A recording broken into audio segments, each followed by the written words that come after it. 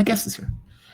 I want to go to my guests. I am joined with the man, the legend, Garland Nixon. How you doing, man? You doing okay this morning? Great, a little groggy.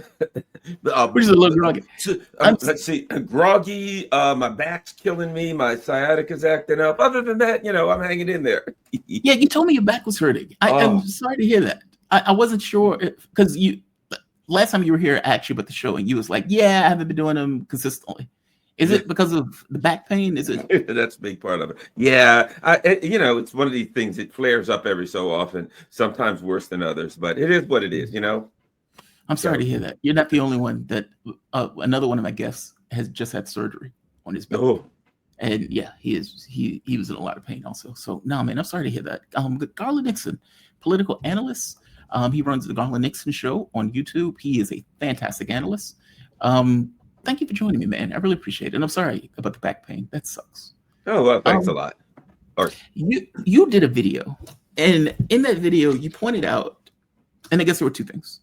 One had to do with the Trump-Putin peace quarter of peace. Where they were talking about drilling basically a tunnel to Russia to connect the United States and Russia to Alaska. Mm-hmm. Mm-hmm. And this was something that Caleb Maupin often talks about too, this idea of this kind of representation of a connection between the United States and Russia. Do you see that taking place? I mean, I feel like these are the oligarchs trying to sway the political institutions in the United States. I mean, they even mentioned Elon Musk. I mean, we're talking, this is, what's his name? Dmitry Kirillov, I believe. And he even mentioned Musk saying, hey, we can do this cheaper. Elon Musk gets involved. It feels like the oligarchs are trying to sway the political branch. It's like, hey, Trump likes money. Let's wave some money in his face. But this, on some level, and let me ask you, does this ignore the political realities or geopolitical realities? Making a buck is one thing. Geopolitics and the way that, I'd say, many of these war hawks think about this stuff is another. Give me your thoughts. Well, one thing, I think it's representation of the political fight between various factions of the ruling elite and factions of the foreign policy blob. Whereas, there are the factions that are just simply, let's dominate and we got to take Russia out and take China out and take everybody out. I think there's another faction that would prefer to do things another way, that want economic domination. But I think they see it through, let's make a deal with Russia and we'll make money off of that and they'll make some deals. Keep in mind, Musk and his people are already making a fortune off of China.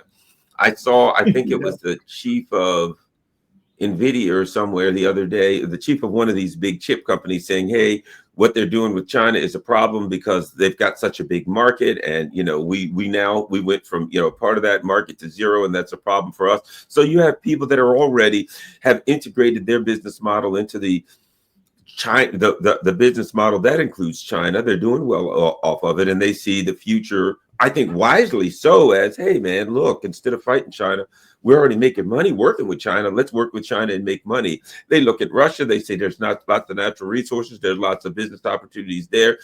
Let's work with them and make money. So I think that's the factions, more of a faction that says, hey, it's business. Let's see how we can make money versus the old school faction that says, well, yeah, we want to make money, but we're going to take it. We'll make money by overthrowing their governments and stealing everything they got. Forget that business about doing that, peaceful integration of economic, of our economic opportunities. So I think that's what we're seeing, a fight between factions of the ruling elite. I'd personally like to see it. I think symbolically it's powerful. And I think if you create a dynamic where, hey, at some point you can build railroads there. And now, you have some kind of a land bridge between Eurasia and the Western Hemisphere. I think that could be tremendous opportunities for business. Business-wise, I think it would be very smart. I'd love to see it. Symbolic-wise, from the perspective of symbolism and war, I think it would be really good for that. But, the neocons, as Alexander Mercouris says, when it comes to the arguments and the fights in Washington, it seems that the neocons always win. Yeah, it's wild, right? Oftentimes when we think of politics, we think in a sense of money is the thing that moves it. Like this kind of imperialistic impulse is driven by this need to conquer and take resources. And you would think that oligarchs who are pushing these policies, that this is the thing that is pushing the political space. And I think for me, it was always like, let's say Joe Biden, for example.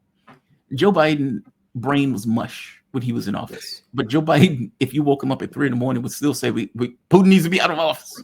We got to push, we got to back NATO. We got to do this stuff. Meaning he had a formed political ideology that exceeded and went beyond, let's say, economic interests per se.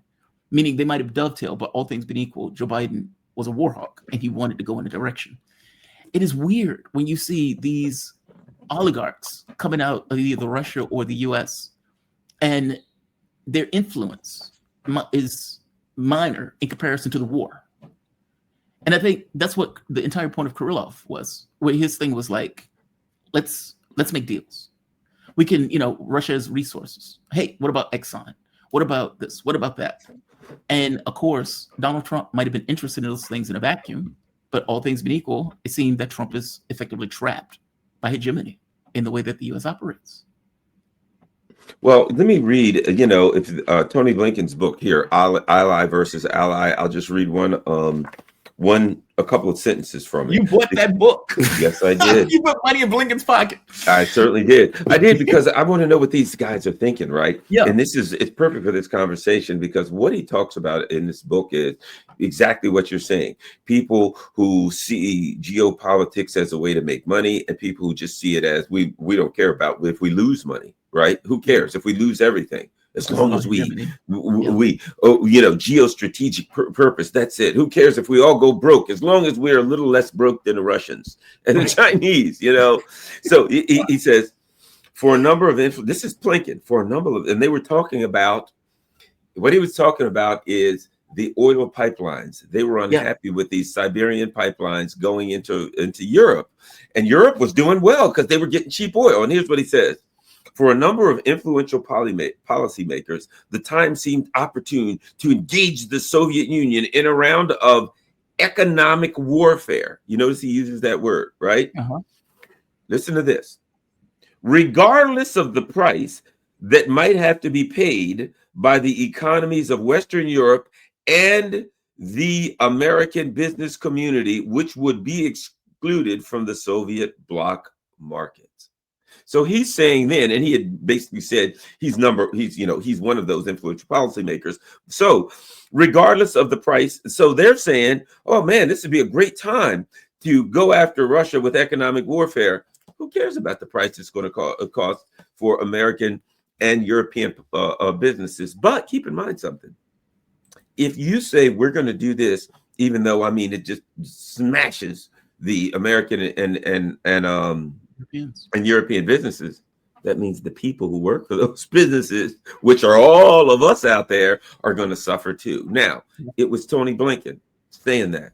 And that's exactly what they did when Tony Blinken came to office with Joe Biden in 2020. The second he got into office is in 2020. Within 2 years, they blew up Nord Stream pipeline. And exactly what he said, they saw it as the perfect opportunity to engage Russia in what they engage them in, economic warfare, regardless of the price that it had for Europe and business. When he got in office, within 2 years, they did exactly what he said. He wrote this in the mid-1980s, as soon as he got in office. Wow. Let's take it out. So it's interesting. All you got to read is what this guy did in the 1980s. That book, it's like a manifesto for a serial killer, which is exactly what Tony Blinken is, I might add, a serial killer. A manifesto to a serial killer. Basically, a psychopath writes a book. That is exactly what's happening, though, right? If you look at Germany's economy is trash right now. The number of jobs that they're losing, Lufthansa taking a hit, the auto industry taking a hit, the cars are not competitive. Like all of this stuff is happening at once, in addition to this huge, let's say, taxation burden that are effectively on the Germans. And then you look at what's happening in France, you look at what's happening in the UK, all of these countries are economic damage. They didn't care. It's almost as if they had this mythical belief that Europe was a mythical thing and that it ran just on magic and buttercups. And then the moment that the Russian oil went away, it was like, oh my God, we're running on Russian oil. It's like we thought we were just a magical garden. Not so much. That is exactly what took place. They didn't care about how this was going to hit the various economies. They did this for geopolitical reasons. And I think this is why the influence of people who are trying to make money matters less in this case. God, that fantastic, fantastic reading, Garland. Is exactly words, regardless of the price that might have to be paid by the economies. He didn't say business, by the economies of Western Europe and the American business community. The economies. He said, we will wipe their economies out. As long as it's time, we can engage. And when he say engage the Soviet Union in economic warfare, this is not even that's what they're doing. This is and Russia. They don't care. And they're doing the same thing with China. Good, let's go after China. Well, it's obvious it's going to wipe out our economy. But the neocons, what do they care? Who cares? We're going to wipe out our economy. But who cares? Regardless of the price is going to have to be paid. It's sick. You had this other thing where you're pointing out defanging the U.S. Yes. And I guess this is why it needs to be defanged. Stuff like this. I mean, and those idiots in Europe are effectively going along with this. I mean, they just stole a Chinese company in the Netherlands. I mean, God, they must have been high if they thought that China was just going to stand by like, oh, golly gee, they took our company. If I was China. Explain that, the defanging thing. Give me your thoughts. Well, here's what I'm saying. Okay. And I put it simple. I mean, if Jamal said, Garland, can you give me a ride to the store? Why? So I can buy a gun. What are you going to do with that gun? I'm going to shoot you. No. Okay, I'll tell you what. I'll shoot your best friend. Why? Because he's going to help you. If when I do try to shoot you, which I'm going to do next. Well, no. I'm not going to give you a gun. It's only logical, right? Yeah, literally, right. When you say to China, I need rare earth minerals, what for? Because I'm building missiles. What are you going to do with the missiles? I'm shooting them at you. Yeah, I mean, come on. We got to go to war within 2028. You're rising too fast. We want to dominate the world, the region, everywhere. We got to build lots of weapons so we can attack you. I'm saying if I'm China, they'd have to be out of their minds. I'm saying no. So my position is, I'm guessing, maybe I'm wrong, or I'm just saying if I were the Chinese leadership, this business about rare earth minerals, I would simply say, you guys are lunatics. You're threatening me, so I can never sell you rare earth minerals, ever. Not going to happen. Develop your own. And not only that, look, you're running around committing genocide. You're threatening to attack Venezuela, who's a friend of mine. You're threatening to attack Iran, who's a friend of mine. And we both know the reason you want to attack them is so you can get some level of domination, get some finances, get yourself together, and then attack me. You've made it clear that your ultimate plan is to destroy me. I got to stop you. And you want to destroy everybody else. No. And if the U.S. came back to bargain, if I'm China, there's no bargain to be made. That day is gone. Nope. You're going to run out of rare earth minerals and you will not be able to build anything militarily. And that exactly is why I'm not selling to you. That's my ultimate plan. I will be smiling when you finally say, we can't build any more weapons. And I'll say, my good deeds have been done. Now the world can move on. Sans neocon lunatics.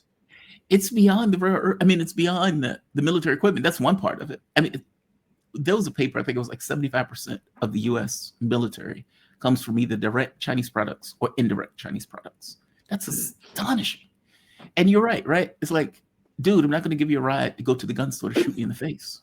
Why would I do that? And then U.S. is like, this is outrageous. It's like, what do you mean it's outrageous? You're openly threatening. People may forget this, but the U.S. reached out to the Philippines. They reached out to Australia. I believe it was Japan. Say, hey, are you guys ready to fight and die for us? Yeah. To go after China. So this is not hypothetical, right? This is like a clear and present pivot that the United States has been wanting to make for decades, even going back to Obama era, that they've just been stuck in Ukraine because they couldn't get their war straight or sequence their war straight. So no, you're absolutely right. But this is AI. This is laptops, electronics. I mean, it's just not military. It goes down the line of stuff.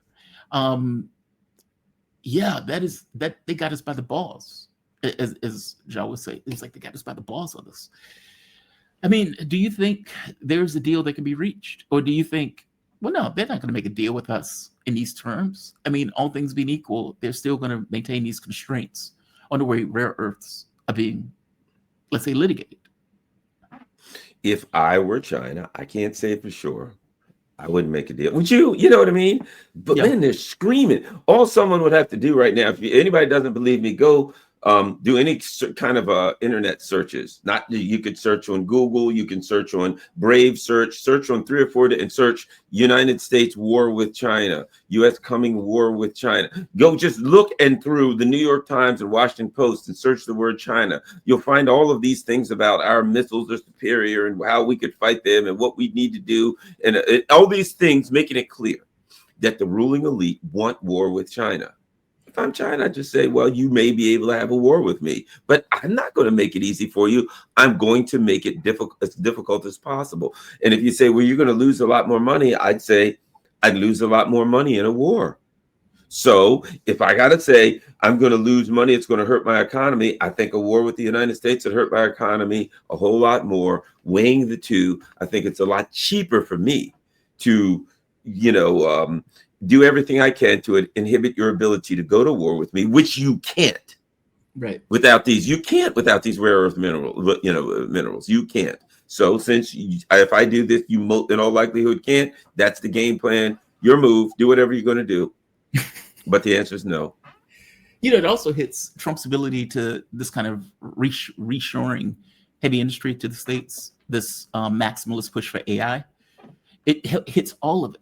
It's like it hits, like it is such a weak point in the way our economy effectively runs that China has found. It just the pressure on that particular weak point. No, I agree with you. I don't blame him. How can you blame him? Right? And guess what?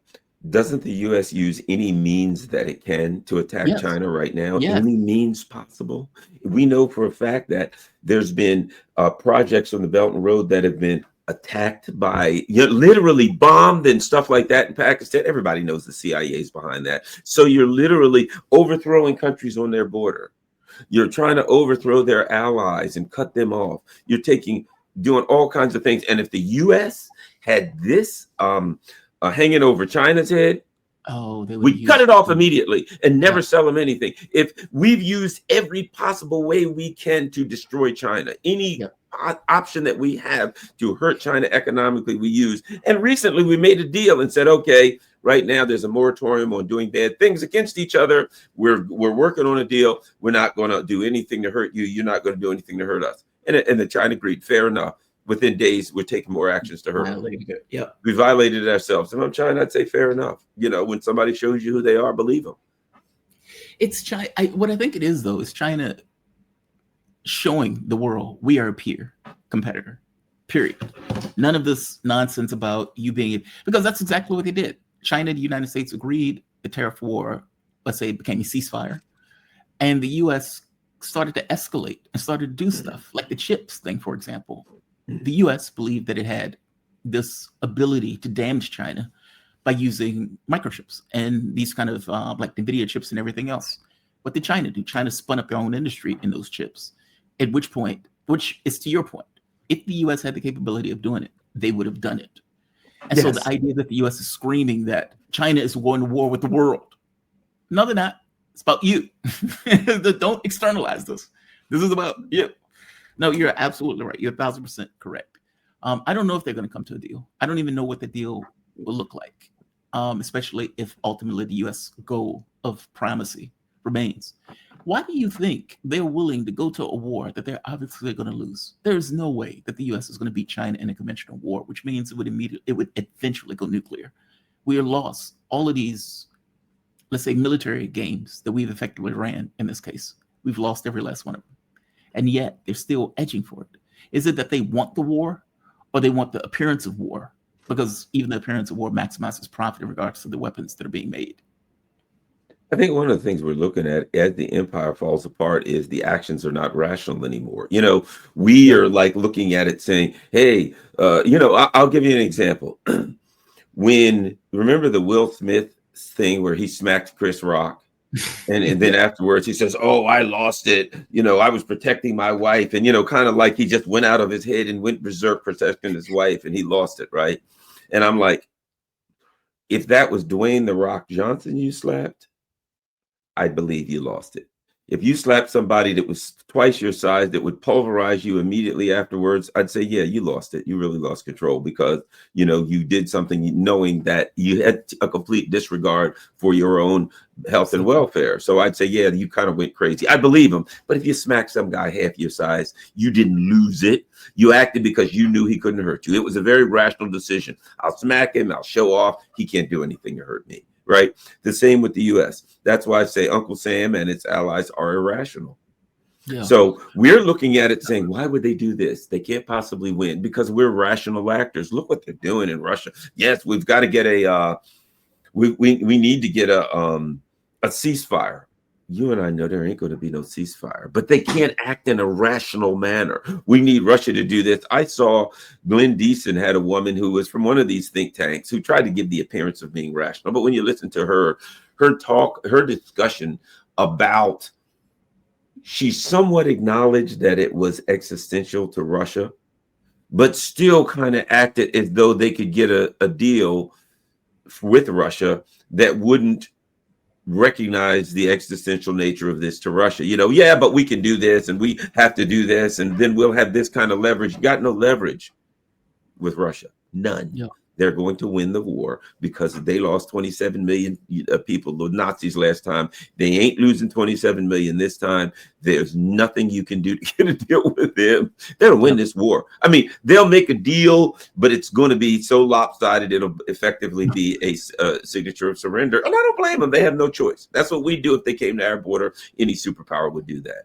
So even a woman who pretended to be rational, she was from the military industrial complex and looked like she really, I think people should watch that with Glenn Nixon. I think that she was even kind of getting where you need to be to understand the realities of this, but she still wasn't there because I don't think they can come to that. Exactly. It seems to be very difficult to drag that horse to water. It just seems to be very difficult. They can't. I remember I had this back and forth with this guy who was from NATO. He was full blown NATO is fantastic. We're just a peaceful organization. We just have lilies and those type of things. And I remember pointing out to him, dude, you've expanded to the Russian border. You're literally surrounding the country. He says, well, Russia's a big country. You can't surround it. Dude, okay. But you have created a situation where you have circled it with military. What do you expect them to do? At which point his response was well, that's a good point. It's no shit, it's a good point. It's not Russia that is expanding to Pittsburgh, right? This is you expanding to their border, overthrow Ukraine, and call it a revolution.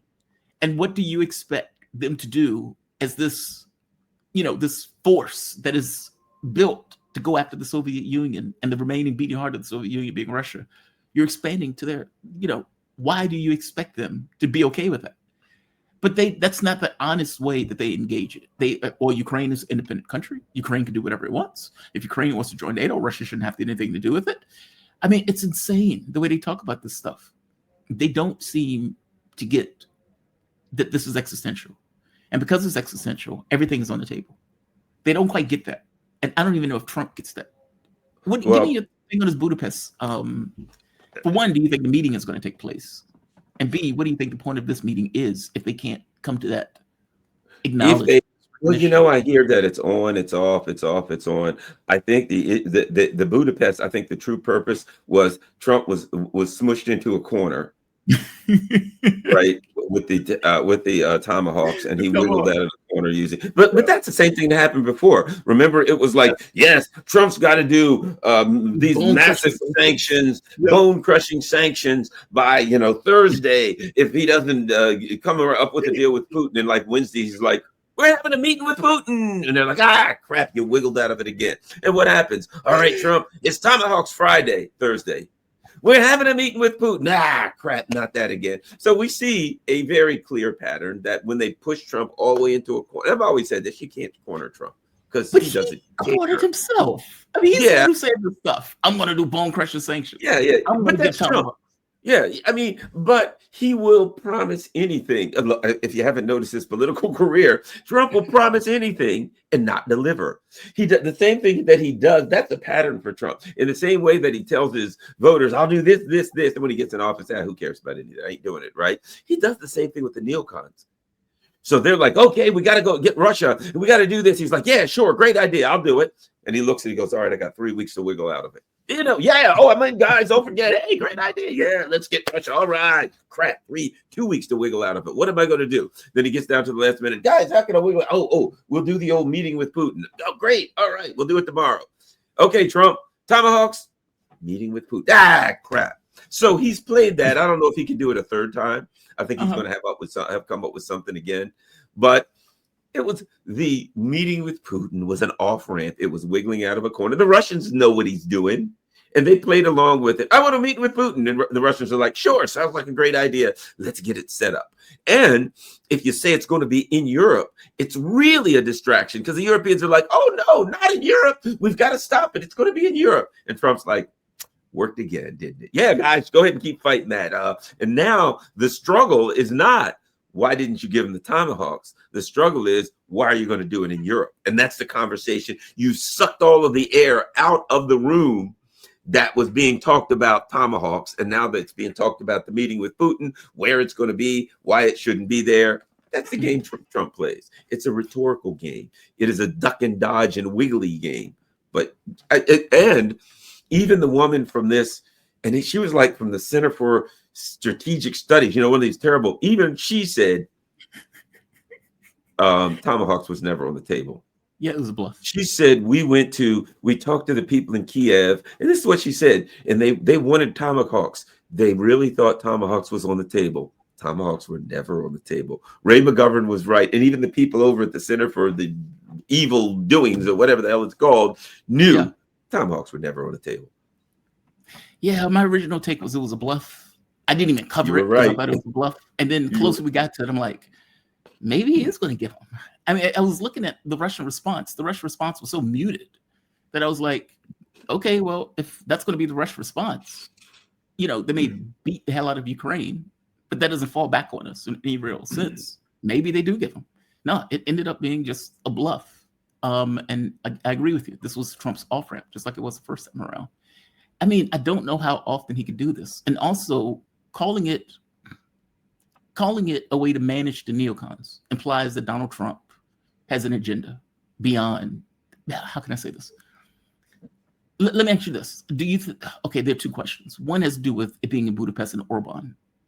Obviously, Orban has been trying to end this war for a while, and so I don't think it's a coincidence that Budapest comes up, considering Orban is like, this war needs to end. Europe is trying to take us to war, etc. So from this perspective of Trump, or from the perspective of Putin, okay, this is a favorable venue in the context of Orban, despite the fact that it's in Europe. The other part to this is, do you think that Trump does have a direction that he's trying to go? Because for me, it's hard for me to conceive of an American president accepting a surrender in this way. But do you think if he's just managing the neocons and the things that he's saying about bone-crushing sanctions or tomahawks, that ultimately, okay, I'm lying to everybody in the room, but I do have a destination that I'm trying to get to? I do think Trump does have an idea of the way he wants things to be and, outcomes, but I think he's forced to manage the neocons because they're so relentless. They're coming at you every day. And Trump is forced to manage them. I think Trump foolishly wants to rob Venezuela of all of their oil. So, Trump has a lot of neocon and he has a lot of imperialist in him. It's not like he's some kind of a peacenik or something like that. He is the reincarnation of Gandhi or something. Trump ain't that. He would be first absolutely happy to attack Venezuela and steal everything that isn't nailed down. So I think Donald Trump sees Venezuela as a way out economically. They got all of this oil. We could get the oil. We could sell the oil. And of course, the finance capital could come in and say, oh boy, we have access to all of this oil. We can leverage that for all kind of loans and things like that. We can use that as collateral. So all of that, trillions of dollars of oil in Venezuela, were Trump able to steal that, could save the U.S. from some of the economic issues coming up over the next year. And I think that the neocons' obsession with Russia, first and foremost, and with China, I put it like this. I think Trump's the kind of guy like a Chris Rock. He wants to slap the guy that's half his size, but he doesn't really want to fight the big guy that's his size or bigger that can fight back. I believe that about Trump. He beat up on all the little countries that he could. He's just a different kind of neocon. He doesn't want to engage with the big guys. He wants to beat up all the little guys and steal all their stuff. Both evil, but just so a you different. Think he is looking for an off ramp? That he is looking for a way out this war? Yeah, I think he is. I think Trump's more worried about financial. I think if Trump had his way, he'd get the hell out and walk away tomorrow. He don't give a crap about, oh yeah, let's take out Russia and then China, and then he'd go about taking out Venezuela and who knows who else, right? But the neocons know it too, and I think they're just going to relentlessly try to hold him, to fight him for 4 straight years until they can hopefully get another one of their guys in and go back to their evil deeds. I think that's part of I think they probably look at it and they said, well, we were able to hold them off for 4 years before. Then we got Biden in and we were able to go full neocon. So I guess we'll have to hold him off for 4 years and then get whoever hopefully they want in. And do the same thing again. But I think there's a whole lot of bumps in the road between then and now. And as we said earlier, I think China has put a sinkhole in the road by saying no rare earth metals for you, pal. Yeah, it limits the capability of the U.S. military to produce that stuff. I mean, it was already, let's say, slow in the production of, this is not the industrial base of the 1940s, right? This is not, the Second World War industrial base in regards to the United States. We sold a lot of stuff off, but it makes it even harder with the whole rare earth thing into play of like, okay, how do you continuously build these missiles? How do you build these weapon systems if indeed you don't have access in the way that you need them? No, Garland, fantastic point, man. Yeah. Garland, thank you for this, man. You fantastic. Always appreciate talking to you. I am sorry you're in pain. No, well, that's such is life, that is life. Such is life. Garland Hopefully it'll go away sometime soon, but I can't be guaranteed the way things are going. Yeah, political analyst, radio host, host of the Garland Nixon show on YouTube. Garland, when is your next show? Just so the audience would know. I'll do something sometime today. Sometime, maybe probably this afternoon at some point. I got a doctor's appointment and all that stuff. And then hopefully when I get back then, I'll limp back over to the TV. Oh, that's I'll limp back over to the computer. Man, you be safe. All right. Do well. Have a good one. Thank you. All right. Garland, love that guy. Garland was the one that got me on the radio. He would have my appreciation